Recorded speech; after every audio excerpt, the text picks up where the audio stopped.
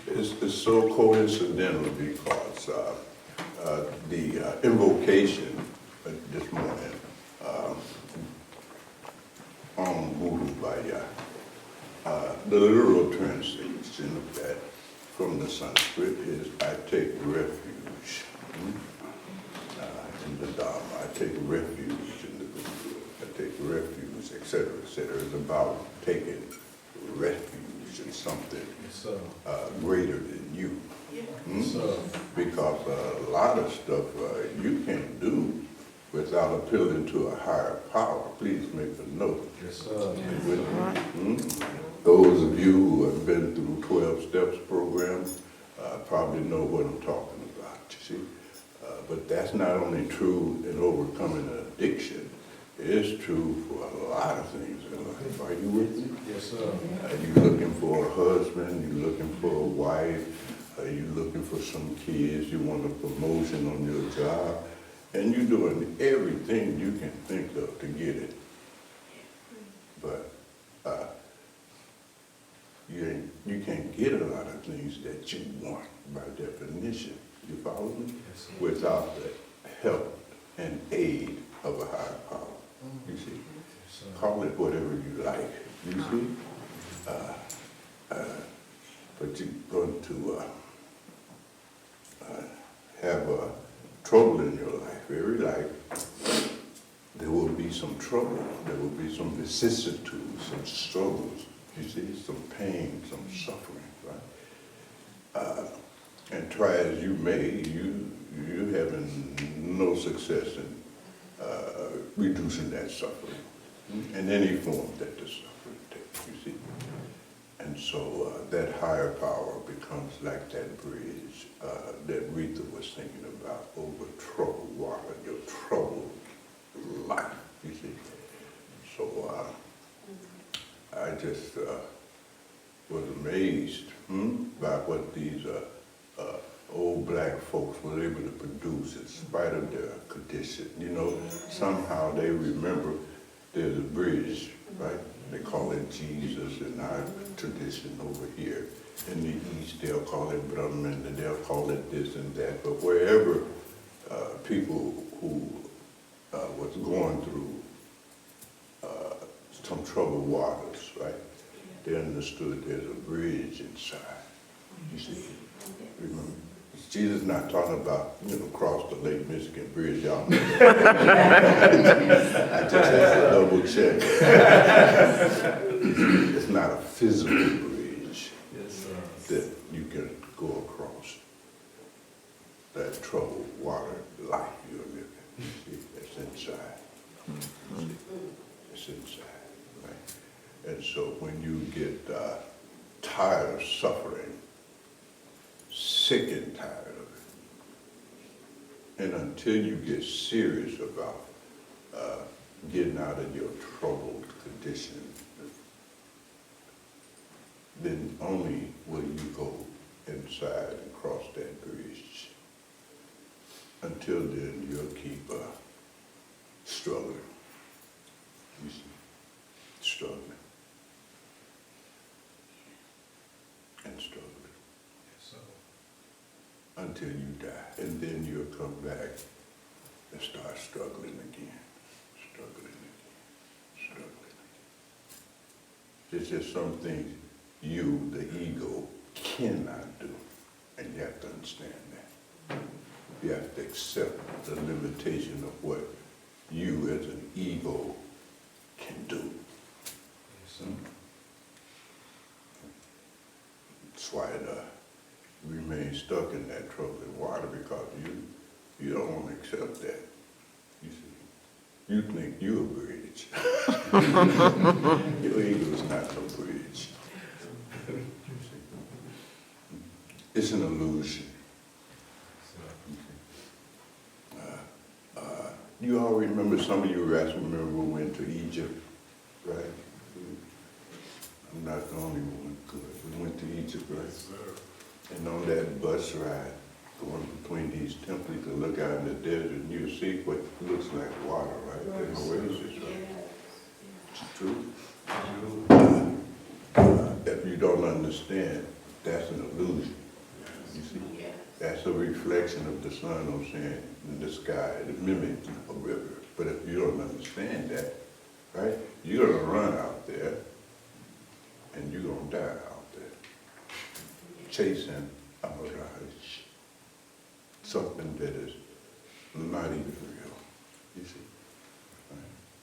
Similarly, you see, you're chasing happiness where happiness does not exist. That's what you're doing. But don't take my word for it. You see, don't take anything I'm saying as being, your truth. You see, you got to go get your own truth. You follow me? Like you got to eat for yourself, breathe for yourself. You got to get your own truth for yourself. It's not as hard as you will presume.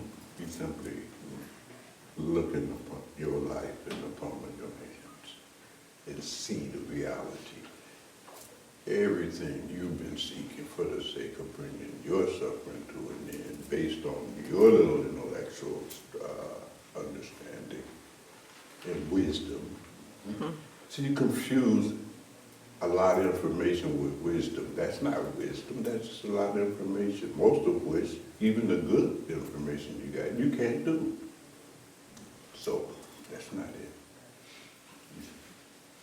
it. You will see in the mirror of looking at over your lifetime in your living and see for yourself. You look for this thing called happiness. You've been seeking the ending of your suffering. All kinds of things, jobs, relationships, blah, blah, blah, blah. Has it worked? Don't answer me. Answer yourself. Say, tell yourself the truth. You see? Tell yourself the truth. That's what liberates. That's what awakens you. You see? Lifts you out of your delusion. It has not worked. Just look at it, examine it. You see? Consider it. You see? Ponder it. Contemplate your life. You see? And how you've been living it. No fooling, no kidding with me. And do not lie to yourself. Are you with me? Yes, sir. Tell yourself the truth about you. And if you can't do that, you will be deluded. Yes, sir. You'll be arrogating to yourself qualities and virtues that you don't possess, none of that stuff. And you're an emperor with no clothes walking around. Deluded. Right? I've been talking to some of you guys about, set all of it. For those of you on the path, set your silence in the palm of your hand. Look at it. Your silence. Now, don't worry about somebody else's silence. Look at your silence and see it as it really is. And very often, when you look in the mirror of your own life, you see, you ain't got none of that stuff that could be a side past. You see? You ain't got none of that stuff that Rumi had. You see? None of that stuff, these great mystics that we quote. You ain't made out of that kind of stuff. Are you with me? You don't have a power vow. You can't be governed by no vow. You have no words. True? True. That's true. Yeah. That's just for people on the path, not people off the path. Y'all all right. It's the rascals on the path I'm having trouble with. All right, I'm through fussing. What would you rascal like to consider?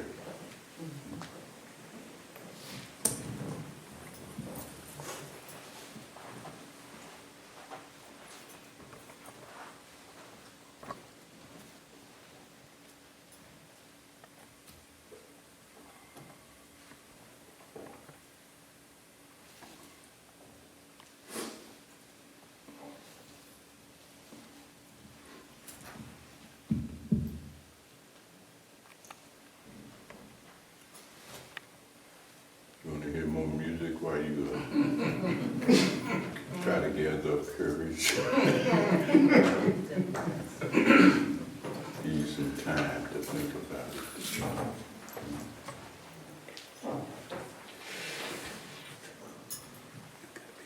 I'll ask a question. Go right ahead.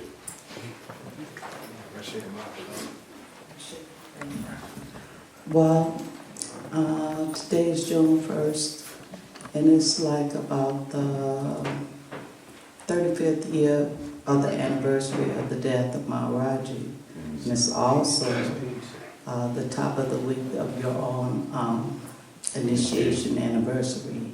So I just wanted to know if you wanted to say a few words about that. Thank you, beloved.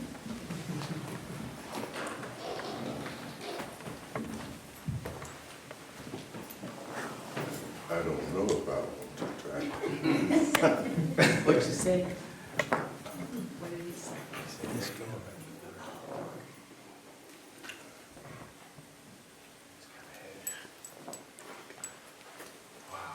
How do you describe that which is miraculous? Wow. If only if you have experienced a miraculous thing in your life, will you be able to follow? And even then, the words would barely capture the experience of the miraculous. Yes, sir. Very difficult.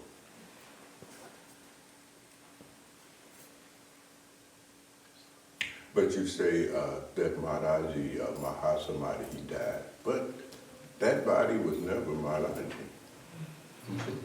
Just as he tell us, the Guru tell us that you're not the body, you see? Nor the saints say, am I the body? There's no contradiction. How could you not be a body, but the Guru is a body? The Guru is not a body. Guru is a force. Yes, sir. It's a force. Yes. There's a distinction between these terms that we use for describing what a guru is, and we sometimes kind of lump it all together. You follow me? I can't see running tomorrow. Oh, yeah. Come to the edge, my dear. So, There you go. And I want to say one more thing. You know, it kind of reminded me of, you know, when I got word that he had passed away, it was like everything happened so suddenly. I mean, it was nothing that I was really expecting. So it's kind of a lesson too. I had been initiated for a few years, but it was like I was still so unprepared. So I don't want that to happen again. You know, when the guru goes, when the body goes, I better get what I'm going to get right now. So that's what today is kind of reminding me of. Get it while you can. You must make right use of the guru. Make right You use. see, you must truly enjoy that lifetime of a guru being your advantage. That is the advantage, that the guru is in the body. But when I say the guru in the body, I'm not talking about personality, I'm not talking about race, culture, none of that. That's a force. You see? That's a liberating force in the universe. Are you with me? And it is not a spiritual teacher. It's, you follow me? The guru is a force. It's not here to simply teach you, though that sometimes becomes necessary in order to make you receptive to the force. Are you with me? Yes, But teaching, hearing teaching per se, that's not it. You get teachings to the rest of your life. You will not be transformed, because teachings, unless they are really practiced, right, will not open up that part of you where the force can get in. It's like the sun is shining out there, right? But there's no windows in here, so forth.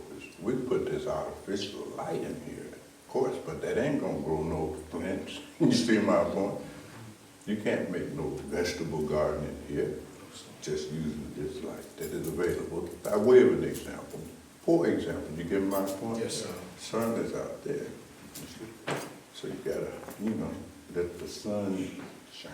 And old folk knew that. They said, this little light of mine, right? Yes, sir. You see? That light gotta come in to you. That's a force, you see? It's what's circulating your blood. You ain't doing that. You ain't beating your heart. You're not splitting no atoms in this body. You're not digesting no food. That has nothing to do with you, the you think you are, and presume yourself to be. Has nothing to do with it, right? That ego self of yours, that's not waking you. It's not sleeping you. It's not putting you in those three fundamental states, right, of your entire experience: wakefulness, dreams, and deep dreamless sleep. You ain't doing that. You're not creating that cycle, right? Jesus states it very radically. He says, you can't change one hair gray. What are you talking about? You gonna do. That's grace. You see? Yes, Not of a spiritual teacher, of a guru. You see? That's why we said, you see, own guru bhaya. Take refuge in that. Are you with me? Yes, sir. Not the body, you see. And I understand your question, you see. And interestingly, I'll share one little thing, because otherwise this will make me speechless. I remember June 5th, right? You're talking about June 5th and June 1st, how they are related.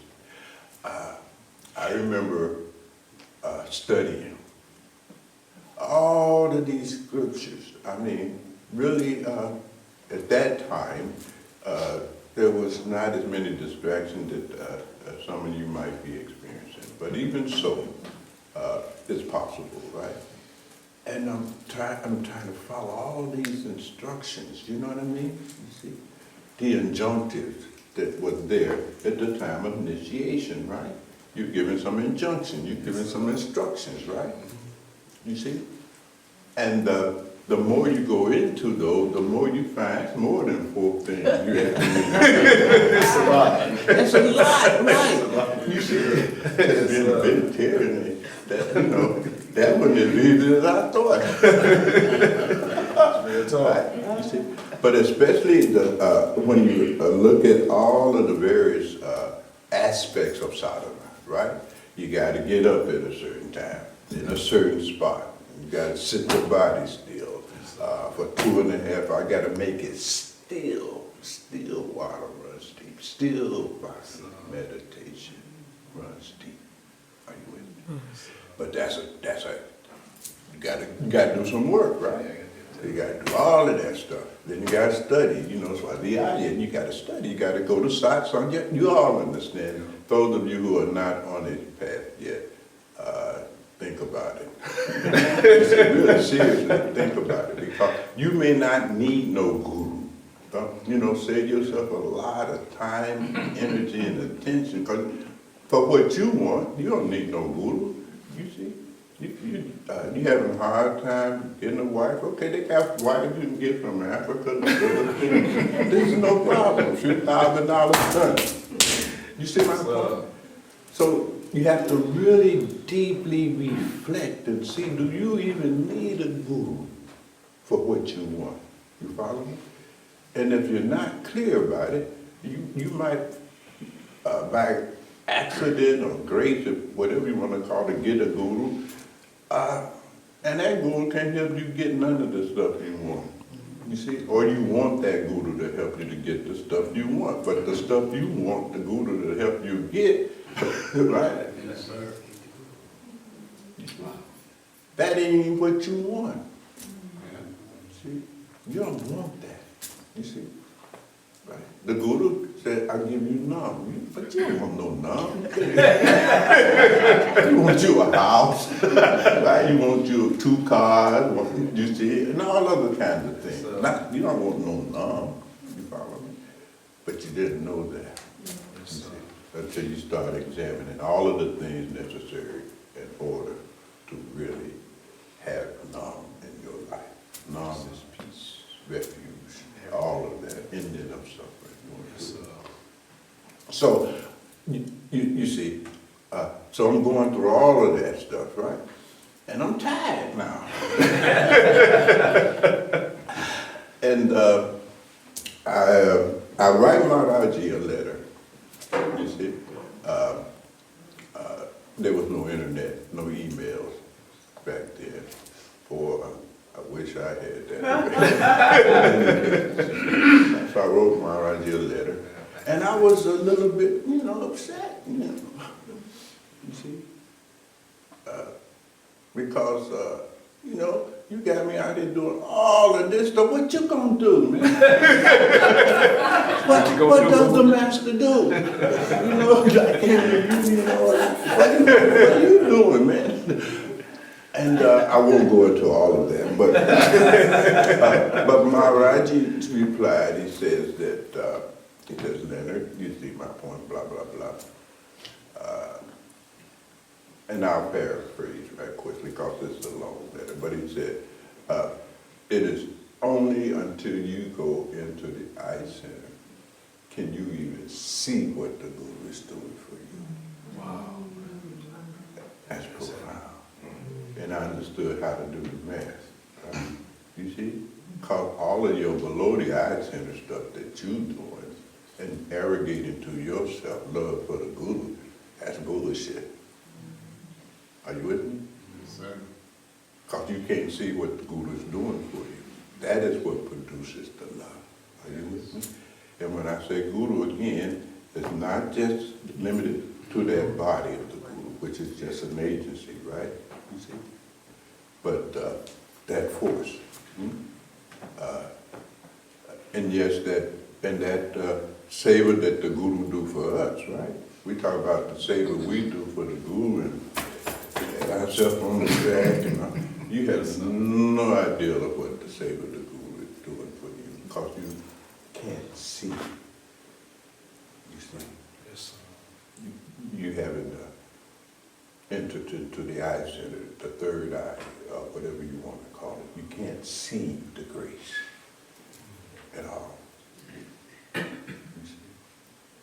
You can't see it because your 5 senses of perception is not subtle enough. You see? It's like you got an astral body, right? You can't see it. You can see a physical body, but you got an astral body. You see? You got a causal body too. Are you with me? Yes, sir. You think this is the only body you got.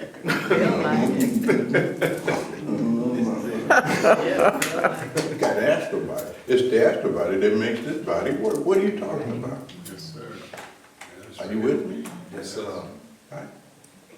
See, it gets very deep. Very deep. So, Rani Kumar, there's so much more that can be said, but I do understand what you're saying. And of course, Sadarji too, right? Yeah. There was a lot of people were studying.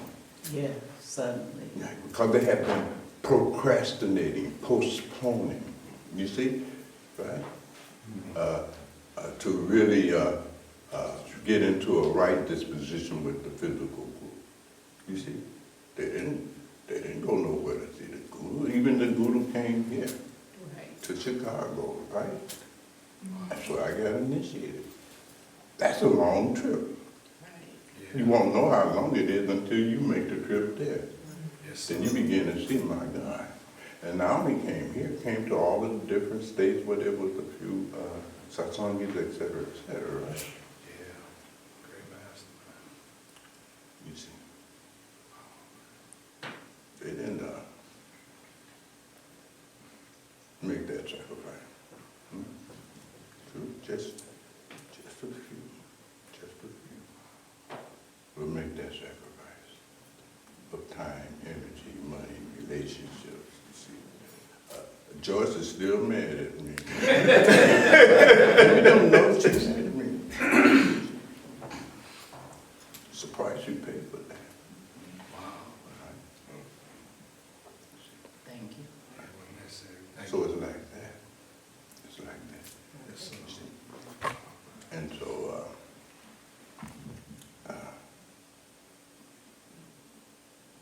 that's the greatest tragedy that could happen to a spiritual seeker is to not meet the one that can open their eyes. Tragic. Very tragic. You try to make your books substitute for the guru. How you gonna do that? It ain't gonna work. It's not gonna work. It's not gonna work. Can't work.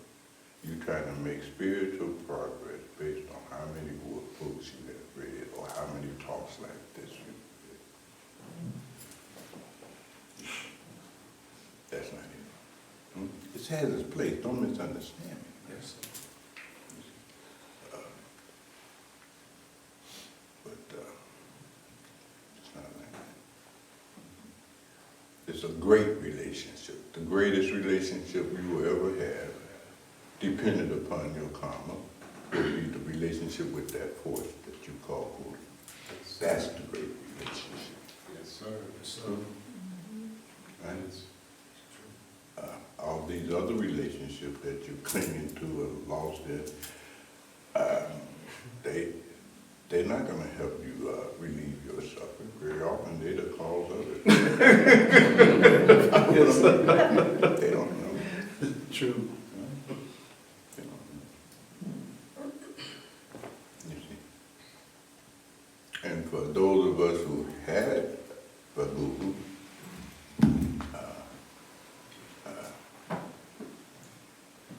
and did not take advantage of that and the grace that was flowing through that body. Maybe you get another one, I don't know. But the point I'm making is that if you did not make right use of the physical presence of the Guru, right? If your disposition in that great relationship was such, right? If it was too immature, right? To have benefited from it, his or her presence.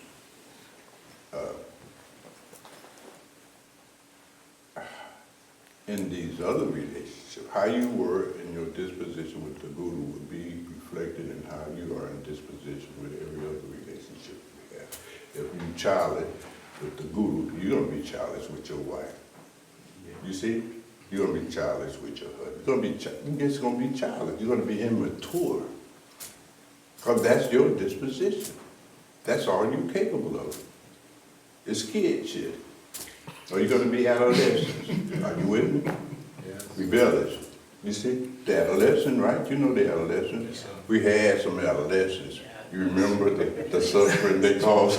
But no, the adolescents, they don't like nobody telling them what to do.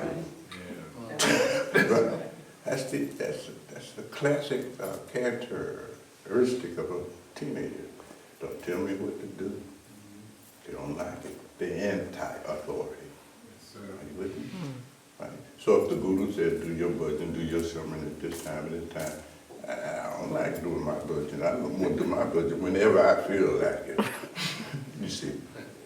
Well, I gotta do it at a fixed time. Are you with me? Well, I gotta do 2.5 hours. I can just do 30 minutes. I don't see nothing wrong with that. You understand? As a teenager, Yes, sir. they edit the process. They always edit the process because they are adolescents or childish, and thus they make no progress, and then they discourage. Well, why are you discouraged in the first place, right? But it's the psychodynamics that have produced all of this discouragement in your head. You are the cause of your own discouragement because you, right? Then when you do some level, whether in the world or on the path, that's how it is. Well, Ronnie Kamari started this time, so y'all give her a break because she don't usually do that. She just sits there. Anything else that you rascals want to consider?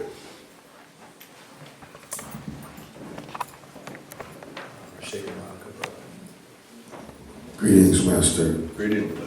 I just want to say thank you.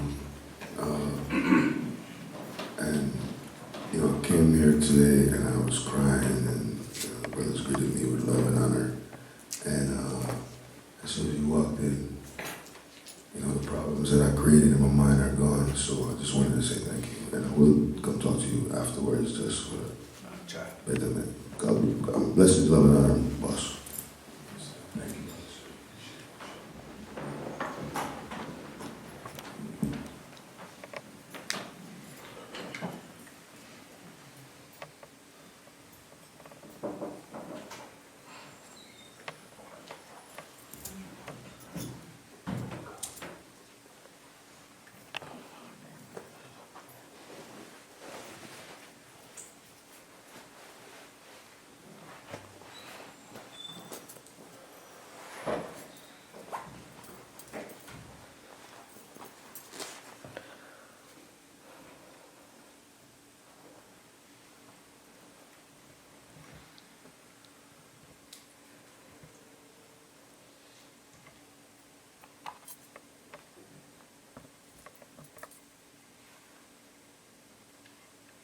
Lord, they all scared now. You just should pick one out. Okay, I'm a ran them up a tree. I understand. Yes, beloved. Y'all gonna let the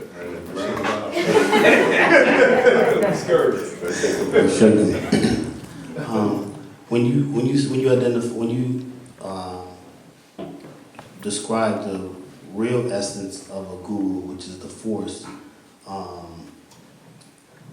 can you break down because you commented, but what is the receptiveness for us to connect to that force? Is it a force of love, or is it a force of being?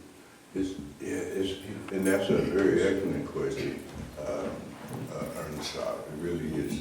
It's a very deep question. It would take obviously a little bit more time, a lot more time than I have right now. But I defer you to the pamphlet that Bhakti Savior, I'm sure, has mentioned it to you, or she can share it with you, or what have you. But you get yourself the pamphlet called The Guru-Disciple Relationship, okay? And you study that, because it's hard for you to understand me if you don't understand the fundamentals of the relationship and its various levels and so forth. Are you with me?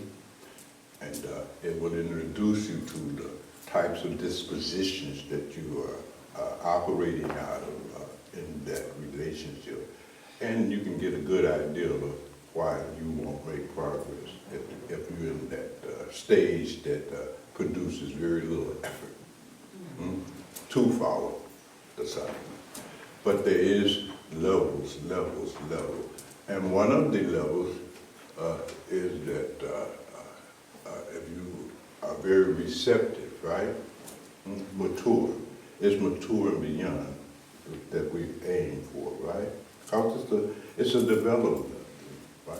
everything about human beings is developmental. So, you know, you start off as a little baby, then you crawl, and then you become a toddler, and et cetera, et cetera. Well, something similar to that happens automatically, because you're still in a human body, you're still a human being, and you go through developmental stages. Are you with me? True? Right. Jesus puts it again very beautifully. When I was a child, I thought like a child, I spoke like a child, my values were that of a child, et cetera, right? And that's appropriate. You know, children are children, right? He even said, suffer the little children to come unto me, you see, right? So you're a little child, come on, that's good, you see. Nobody gonna throw you away, right? But you're a child, you see.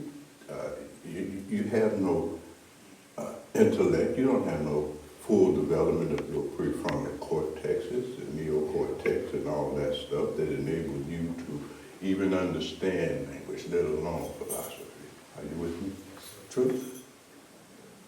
Jesus goes on, and then he says at another spot, but when I become a man or a woman, I what?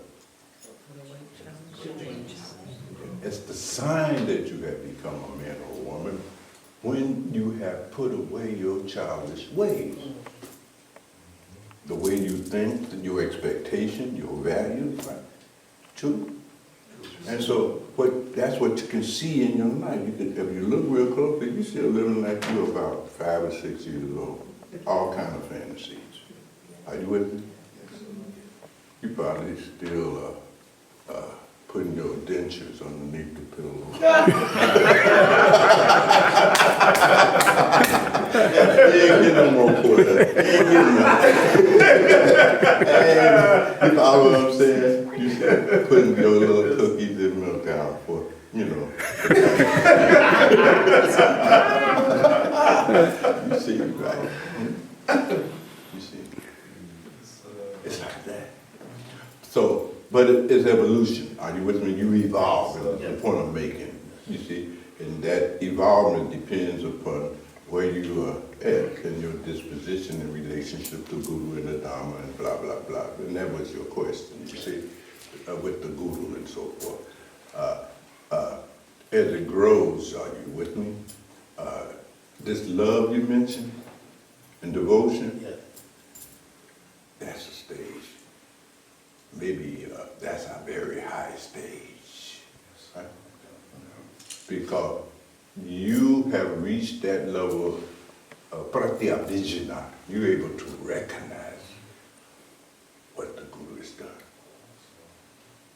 All love of that level, love and devotion, you see, that level of development, that disposition in relationship to the Guru, that is based on recognition. Now remember I said, right? You can't get recognition reading no books. Are you with me? You must come above the eye and you will see. And upon that seeing, now love and devotion. So when we read the hagiography of these bhaktis, these Amirabha, Sajobha, Afarid, et cetera, right? That love, right? You can't get that merely reading Farid. Because Farid didn't get it from merely reading. That came from sadhana practice. That's how you get that. You see? Right. And that is something. You see? Love is the result of a recognition that you've been loved. But you don't even know you've been loved. That's why you suffer from all of these issues, because you think nobody doesn't love you.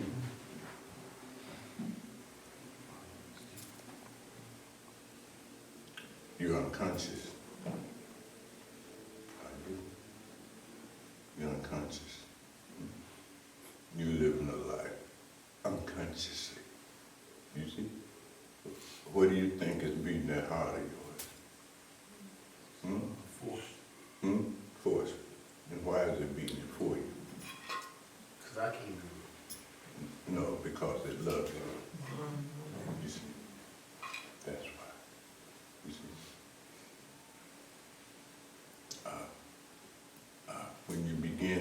understand the force of a mother's love. You might not even understand that. You see? Your mother is feeding you because of love. True? Love is the sign of the presence of the force. So love is an expression of that force.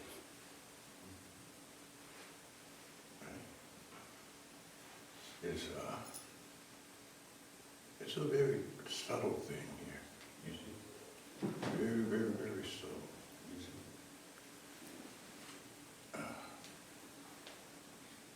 see. And you're right, you do need love. Because you can't, you can't do all of that. What could you do as a little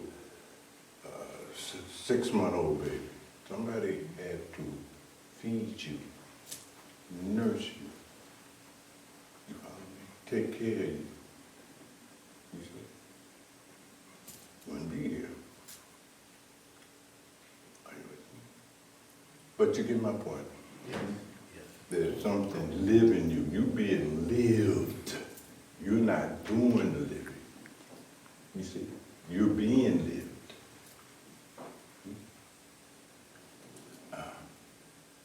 It's very subtle, very esoteric. When we went to Egypt, right, you saw the iconography on the walls of the pyramids and so forth. You saw them carrying that That represented this person's recognition that they've been lived. We call it the symbol of life, but that's, a little bit of it. But it's really the recognition that I'm being lived. Let me, be grateful for that. It's something. It's just something. But are you grateful for life? To who? To the food you pick up out the garden and eat? Right. But you didn't grow that food. You didn't make that food. You certainly is not even your body. You ain't taught yourself how to digest the food. You have to go down into this thing. You must mananam, as they call it in Sanskrit. You must consider. You must ponder this. You must, and manana means see it for yourself. Are you with me? When the Buddha sat down underneath that bo tree, the Buddha wasn't playing. Buddha said, I'm going to sit here. You see? Either I'm going to see this or I'm going to die sitting here. I will not move. You can't do that. You follow? Yes. You can't do it. It's like that. It's a profound matter. But that's a very good thing. So review the guru-disciple relationship, beloved. Take good notes, right? Have some conversation with somebody on the path. If they scare you, you can always call me. And go deep into that, right? And I want you to see and understand what it's all about. And then you might be able to decide. You may not even need to build a spiritual path. You may not even need no guru, you see? You may be so locked into the adolescent disposition in life that you figure out, I can guru myself. All I gotta do is read the same book.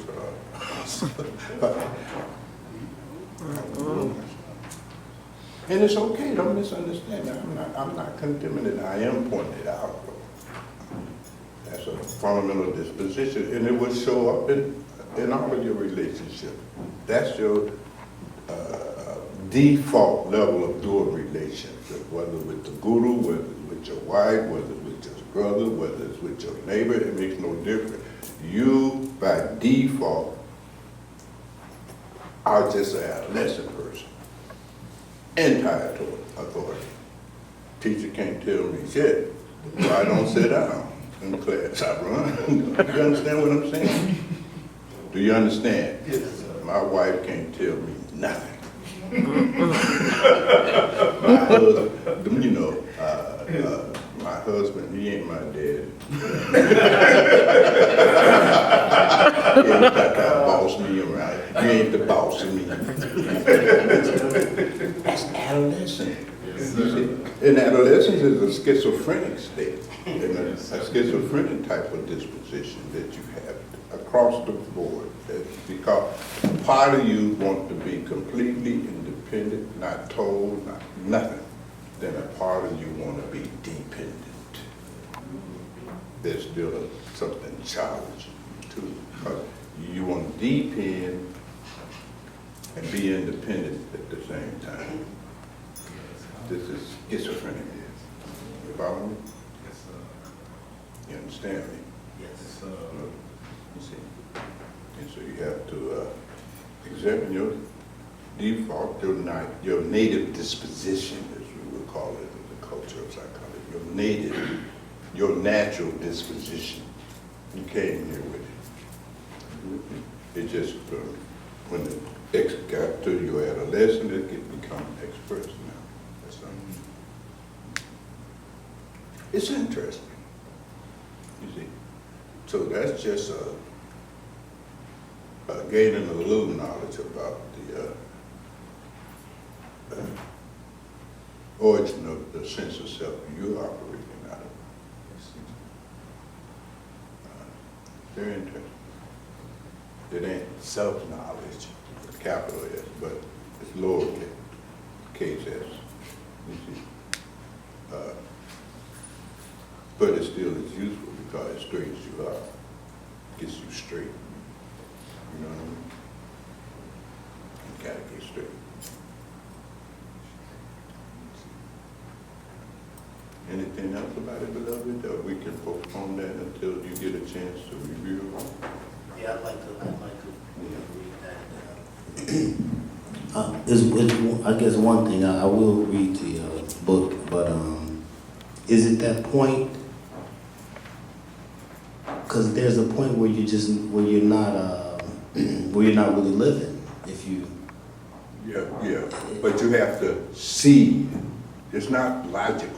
See, there's truth that you can't even get to using logic and reasoning and deductive logic, especially. You see, that's why Socrates and many of even the Greek philosophers and so forth made it clear.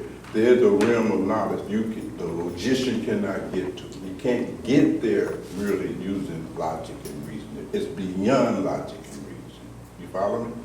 See, so as long as you're settling and becoming content with the production of your logic and reasoning conclusions, right, and elevating that to truth, that ain't no truth, right?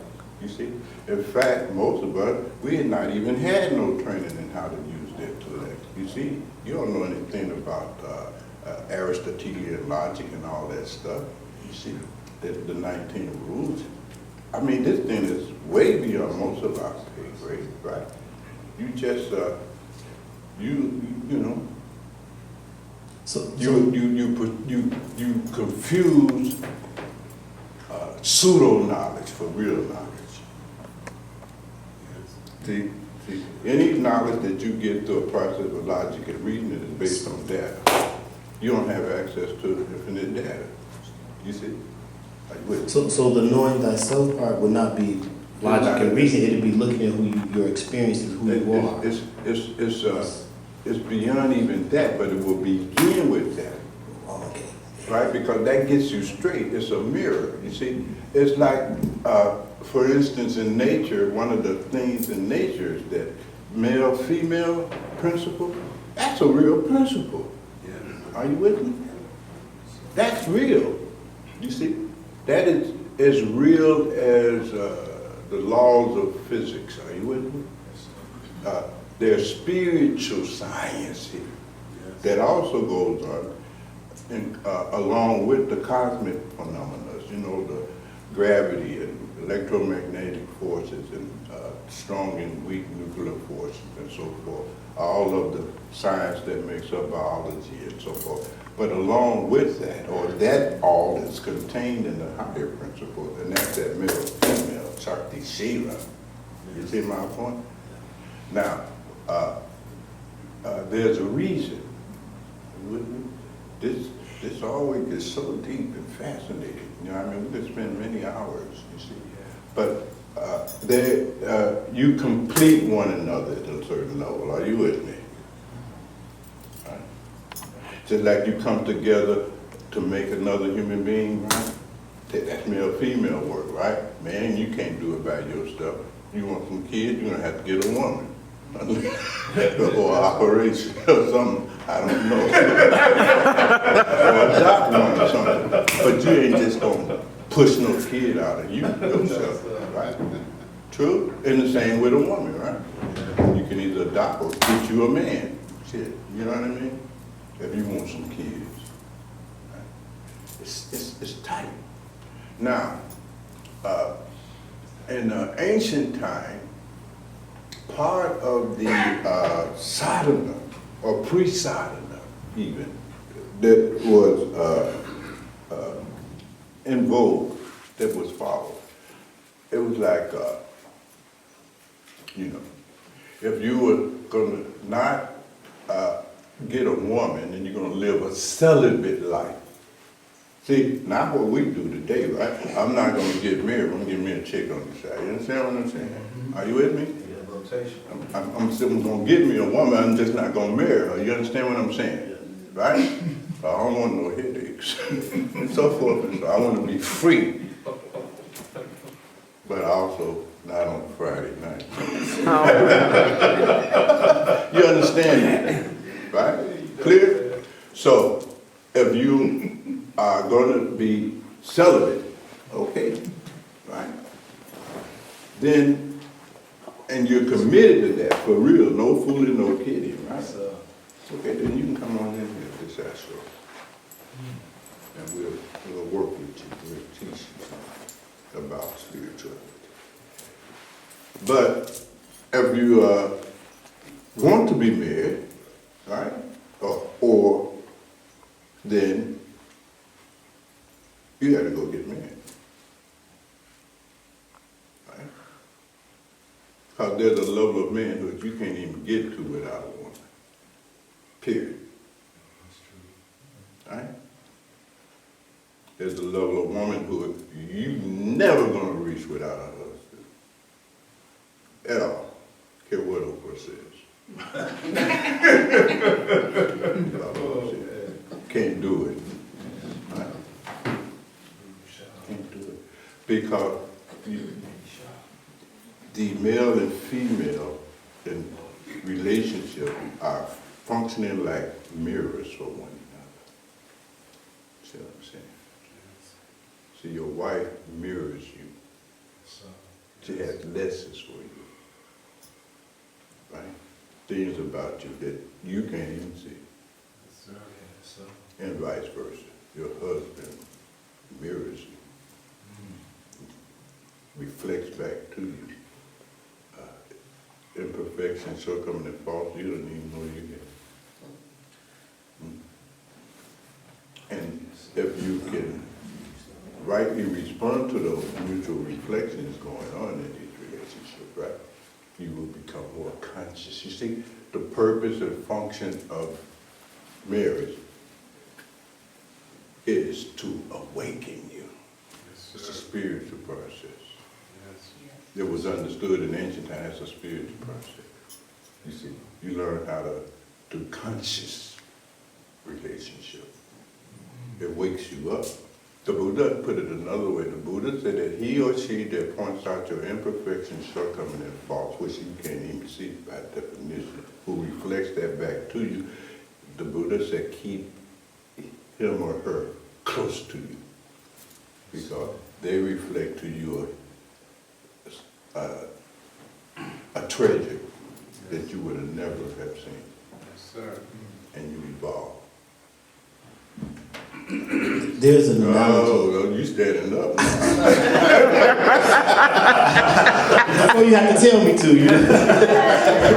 I get there first. Yes. I guess I want to just show you that I can sort of relate in the industry that I'm in. When you're cutting hair and you cut a head, you really can't see all the blemishes until you look in the mirror. Right. You really can't cut a head and just cut it without light that reflects. Sure. I can cut the head, but Yeah. until I turn and look in the mirror Right. and see the reflection on the head, Right. there's so much you miss. That's right. And I think that's the That's the analogy. That's an analogy, you see. That's good, you see. There's many analogies that goes with a mirror, right? Yeah. You see, right? Mirrors reflect, right? If you're a woman, you know, you put the lipstick on, you know, by feel, touch, and see. But soon you don't look in that mirror.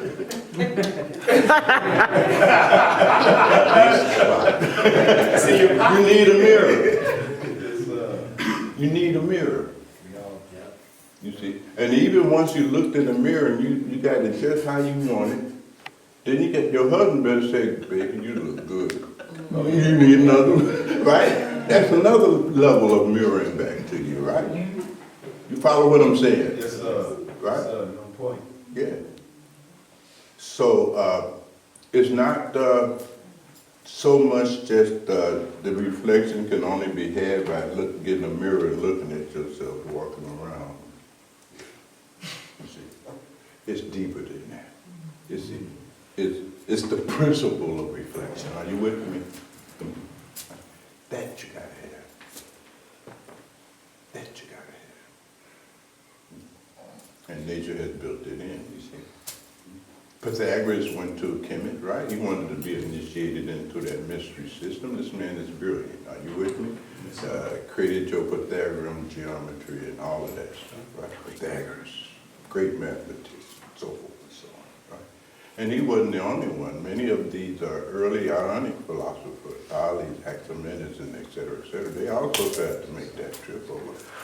Kemet, Africa was foundational. Are you with me? You see? And even more so prior to their generation. That, you know, you go back 10,000 years even before the Greeks and all of that. You see, before there was even any Karnak. You understand? And them temples along the Nile, you go down. You see, in the Sudan. Are you with me? Knowledge is there. In fact, there's more pyramids in the Sudan than in Egypt. Yes, sir. It's not perhaps as elaborate or famous. Yeah. You see. But in any case, the point I'm making is that these many brilliant people from by our standards went there. You see? Pythagoras was one of them. He wanted an initiation. You see? He understood he didn't know nothing. That's the sign of knowledge. When you really understand you don't know nothing, automatically it changes your disposition. Yes, sir. You're liberated from being a damn teenager.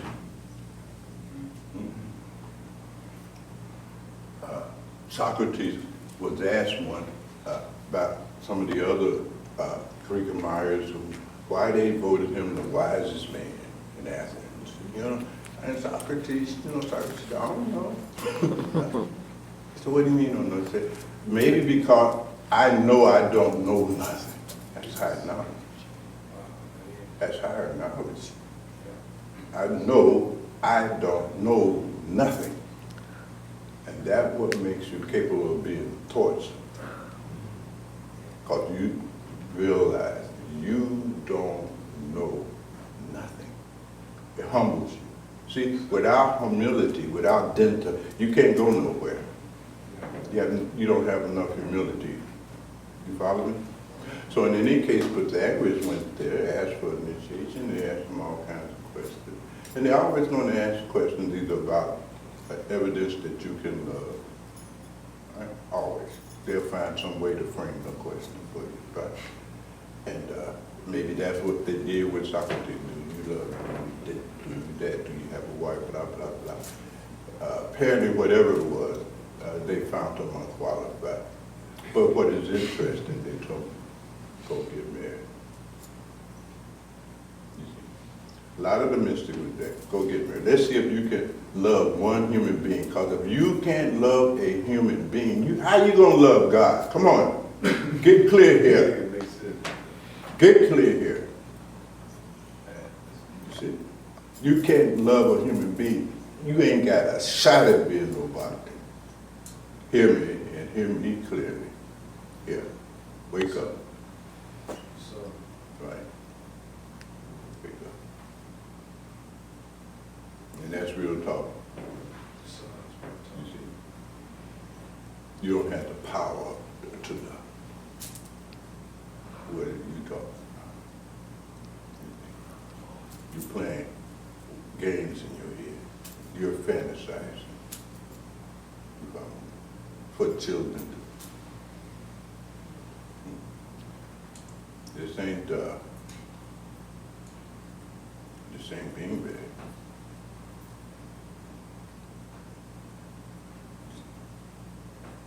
I didn't mean that, I'm sorry.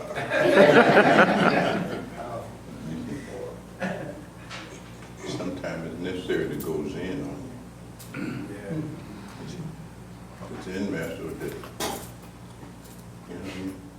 People would ask the question, well, what is a near-death experience? The Zen master come here and he grabs them and throw them out the window.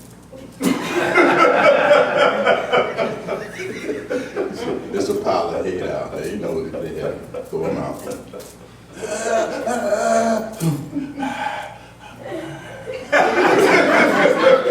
You want to know what a near-death experience? Well, we got you. We got some gray sitting under that red down there, and you know, it look like comfort. Thor. Experience, man. I mean, y'all understand Yes, this. sir.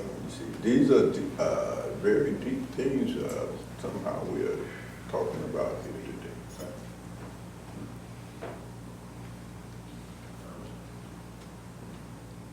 So when we say that there's the level of your manhood that you can't get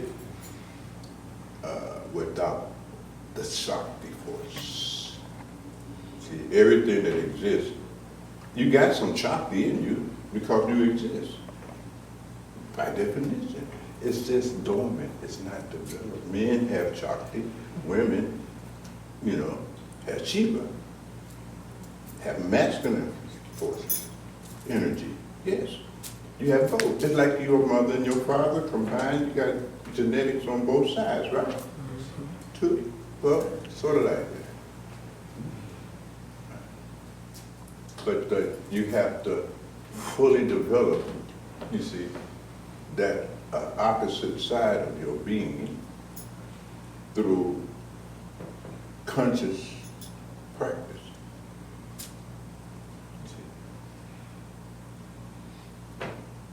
And some of the traditions in Tibet, you know, they call them lama. Lama means a female mother. I mean a male mother. You see, Africa has the same concept too. A male mother.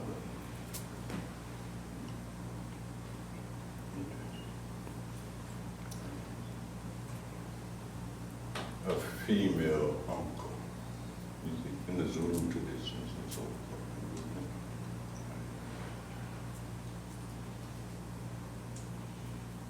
If a woman brother dies, she becomes the uncle to his kids. She got that masculine side. It's very deep. So what we give each other did, you know, and those kind of interactions of those energies.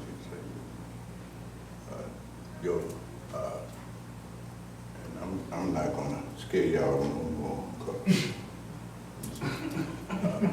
So far I got you, I can't resist. We need it, Master. In a functional kind of childhood, your boys, right?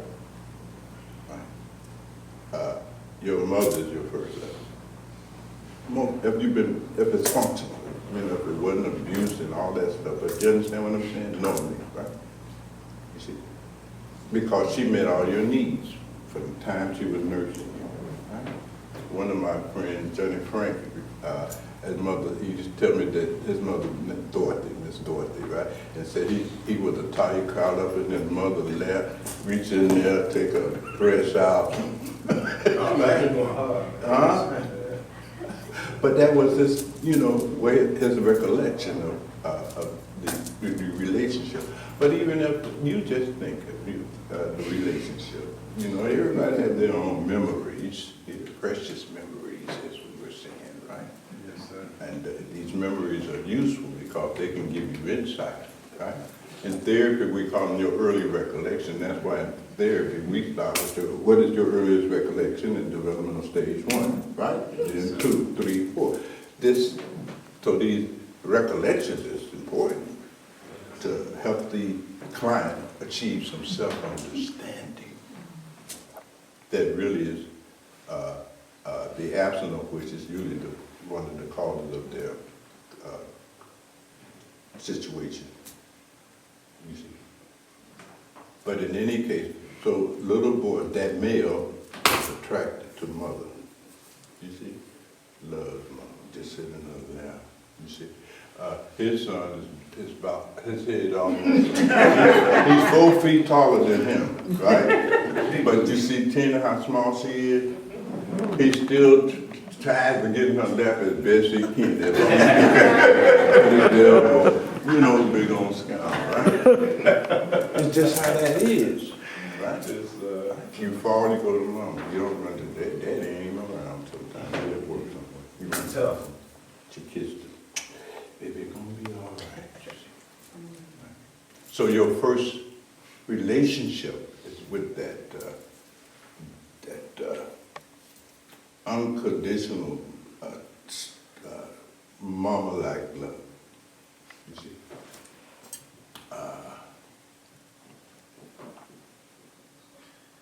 The only other experience you will have of that is with your wife. She will give you the same kind of love that your mother gave you, right? But if you didn't love your mother, you're not going to love the one that replaces her and gives you even more than mama can give you. Yes. Feel me? Yes, sir. You won't develop you don't have that level of manhood where you can husband such a woman. You just can't. You're immature on the male side. Are you with me? Yes, sir. Right. You tough now. That's it. And vice versa. Are you with me? Same. See, when little girls, toddlers, little girls, they're daddy babies. Her mom is teaching them that, do this, watch like this, You follow what I'm saying? She's teaching them that she's loving. Are you with me? If they get to a certain age, maybe around 3 or 4, then they got to become big little girls. They pick up their shoes and, straighten that sheet up. You put that, love the pillow, baby. You follow me? They train it, right? But men, you will notice when the baby girl is there, right? He's scared to hold this thing. Because he's fearful. You may drop. You may hurt. You know what I mean?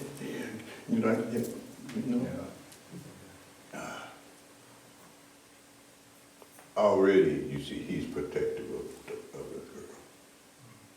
True? Very protective. True?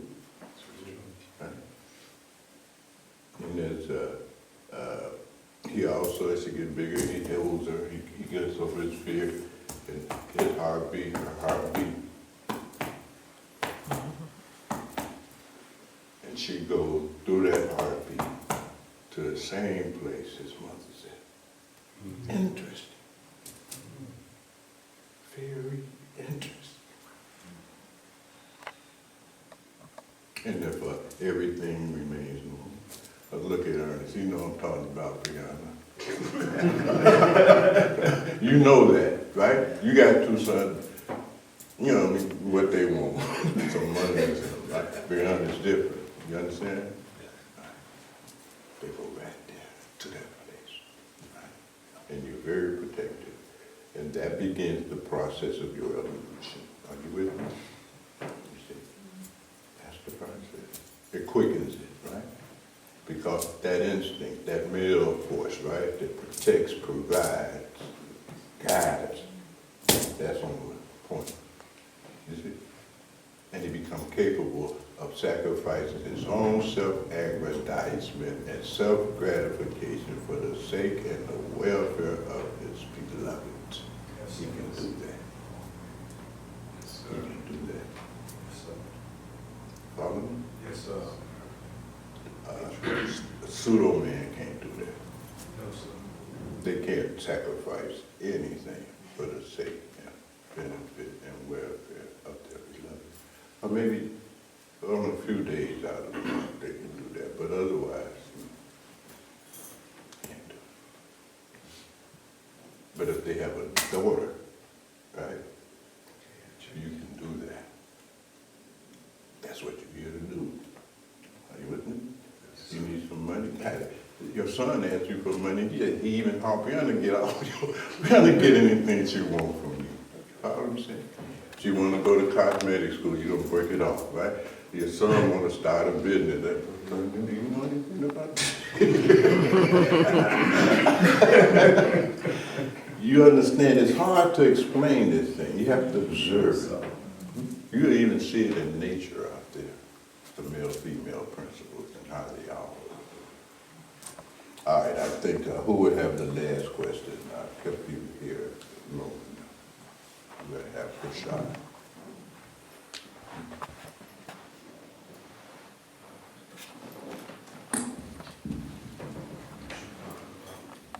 Thank you, Master. I just want to piggyback on what you mentioned to the beloved brother about Socrates, because I was not expecting to hear that. I'm going to come talk to you in private anyway. That's good. But that was my main problem in the research.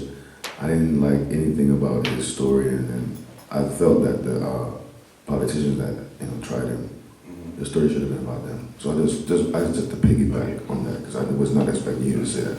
I didn't even know that that was a thing that you could say that. Yes, yes. Love you so much, Yes, boss. you God are. bless you, my honor. Yes. You see, Socrates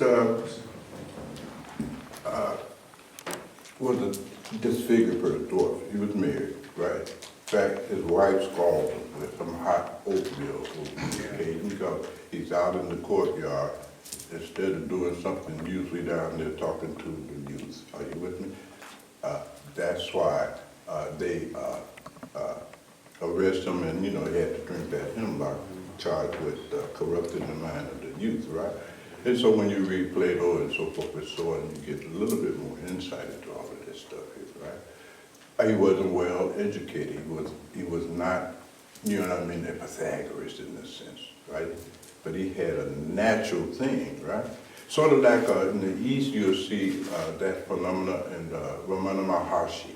He was a Hindu. See, he didn't even talk. He says, look, he created a milieu around him, and they would enter into it, sort of like a Buddha field. They used to say that when the Buddha moved, a force field spread 24 miles around him, and anything that energy field fell on, said when it crosses flowers, they bloom, and so forth. These are metaphors. Well, Socrates was more like that, And he had a kind of fierceness, right? Because he wasn't afraid of death. Are you with me? Right? He wasn't afraid of death. That's why he drank the hemlock. You know what I mean? So his disciples said, man, we bust you up out of here. We done found somebody we can bribe, bust you out, blah, blah, blah. I said, no. Drink that hemlock. So in that thing, you see? So yes, we'll chat more about it. Right? There's been a lot of Socrates across human time. Okay. We'll have a shot.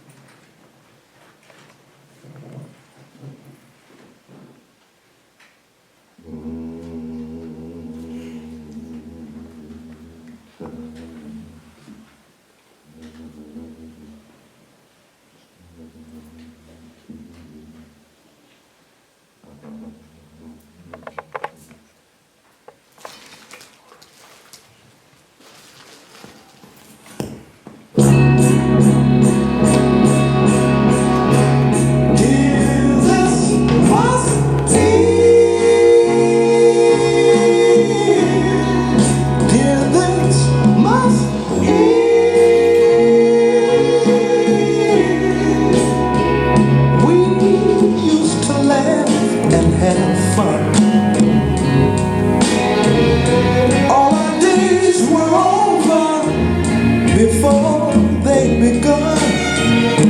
But now things just don't make sense anymore.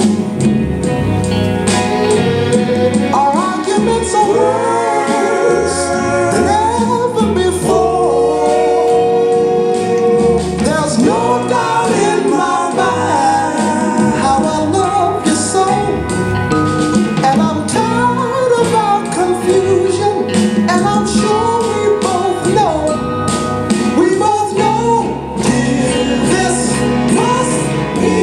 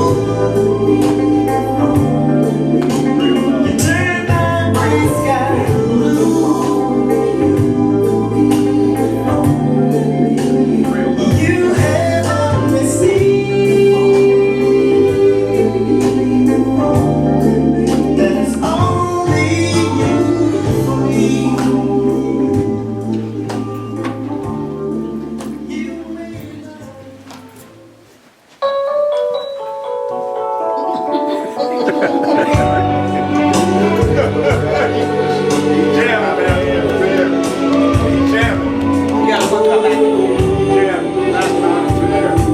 we'll come back. But I fulfill my every need, and I live just to stay in your side. Thank you, ma'am. Thank you, ma'am. Brought you into my life. Was that pre-planned for ahead that we were meant to be Long way, Chief. together? It seems the heavens simply opened up and you flew down to me. An angel. All the love I can claim is that high in every smile on your face, and I'm secure in knowing that it's enough to last a lifetime, and then a while longer.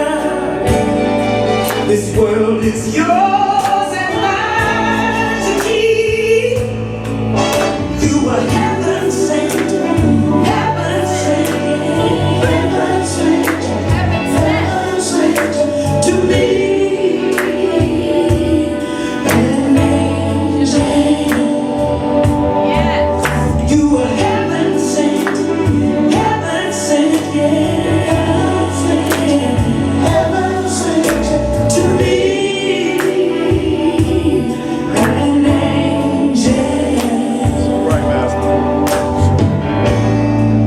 Call it luck or call it fate, I'm just glad we shared this place. Oh, yeah. Forever, whatever it may take, if you and I, heart to heart, love all the way.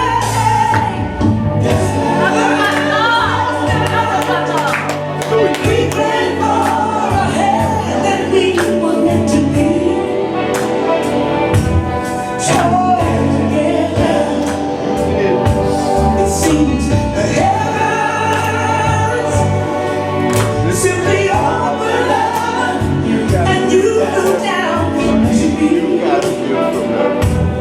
Flew down. That's what happened. You were heaven sent, heaven sent, heaven sent, heaven sent to me. An angel. Ooh, baby. Praise, Master. To Praise. me. Long way. It was a gift. It was a gift.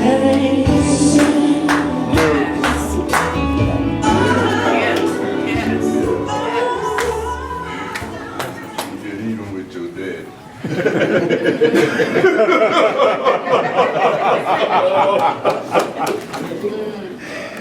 Oh, boy.